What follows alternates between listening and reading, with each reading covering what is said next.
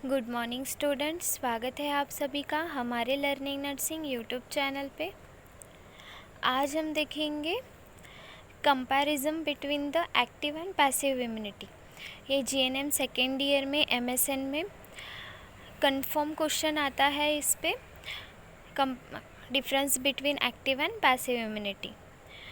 तो फर्स्टली, कभी भी अगर आप डिफरेंस बिटवीन लिख रहे हो 5 मार्क्स के लिए तो 2 पार्ट्स मत करो, 3 पार्ट्स करो। उसमें कैरेक्टरिस्टिक फर्स्ट वाला हेडिंग दो, बाद में जिसका कंपैरिजन करना है वो 2 हेडिंग दो।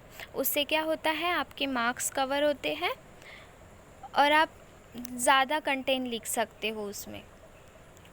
तो फर्स्टली एक्टिव और पैसिव इम्यूनिटी के डिफरेंस बिटवीन में मैकेनिज़्म के बारे में देखेंगे। तो एक्टिव इम्यूनिटी में क्या होता है, उसका मैकेनिज़्म कैसे रहता है, produce actively by the host immune system.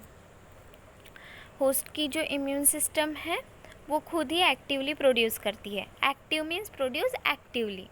In passive immunity mechanism is obtain passively, no participation. Passive immunity में जो इम्यूनिटी है वो पैसिवली ऑब्टेन होती है और एक्टिव में एक्टिवली प्रोड्यूस होती है। देन सेकेंड पॉइंट है इंडक्शन। तो एक्टिव इम्यूनिटी में क्या होता है, induce by infection, clinical and sub clinical, induce by the immunogens and the vaccines. हमारे बॉडी में अगर कोई इन्फेक्शन होता है तो जो इम्यूनिटी एक्टिवली प्रोड्यूस होती है तो वो कौन सी है, एक्टिव इम्यूनिटी। और पैसिव इम्यूनिटी में कैसा होता है, confirmed by the readymade antibody. Passive immunity जो है वो रेडीमेड एंटीबॉडी से कन्फर्म होती है। देन ड्यूरेबिलिटी मीन्स कितने दिन तक ये हमको प्रोटेक्ट कर सकती है। तो एक्टिव इम्यूनिटी की ड्यूरेबिलिटी है, protection is durable and effective. Active immunity कैसी है, ज़्यादा दिन के लिए हमारे बॉडी में रहती है और इफ़ेक्टिव भी है। और पैसिव इम्यूनिटी जो है वो is a transient and less effective. ये ज़्यादा दिन के लिए नहीं रहती और ये लेस इफ़ेक्टिव है as compare to active. Then lag phase.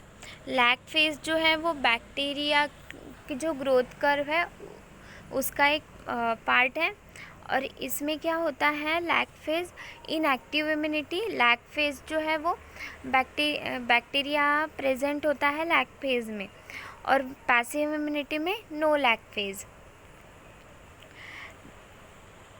Then immunological memory. तो एक्टिव इम्यूनिटी में इम्यूनोलॉजिकल मेमोरी प्रेजेंट होती है और subsequent challenges is more effective. Means अगर पहले कभी हमें वो डिसीज़ हुआ है तो उसके लिए हमारे बॉडी में इम्यूनिटी तब रेडी बन जाती है, और नेक्स्ट टाइम फिर से वही डिसीज़ हुआ तो हमारे बॉडी में वो इम्यूनोलॉजिकल मेमोरी रहती है, इसलिए वो एंटीबॉडी फिर से नहीं बनानी पड़ती, वो एक्टिवली खुद ही प्रोड्यूस हो जाती है।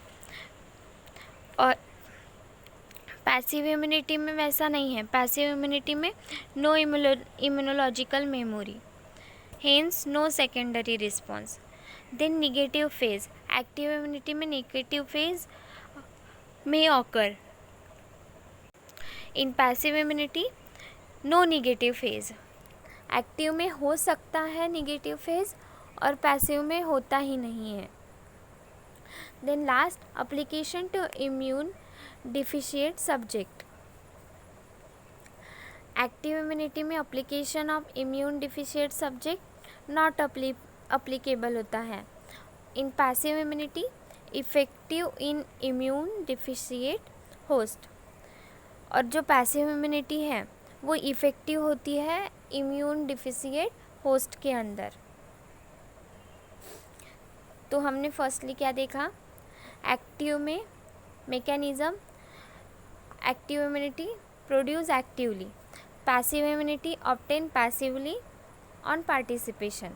In induction, Active immunity is induced by the infection and passive immunity is confirmed by the ready-made antibodies. Then durability में क्या है, एक्टिव इम्यूनिटी जो है वो ड्यूरेबल है और इफ़ेक्टिव है, पैसिव इम्यूनिटी जो है वो ट्रांशिएंट है और लेस इफ़ेक्टिव है. देन लैग फेज, एक्टिव में प्रेजेंट है लैग फेज और पैसिव में not lag phase present. Then immunological memory, active में प्रेजेंट रहती है, पैसिव में अब्सेंट रहती है.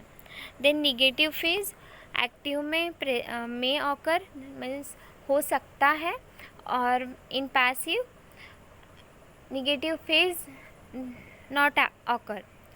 Then application to immune deficient subject, in active not applicable and in passive effective in immune deficient host.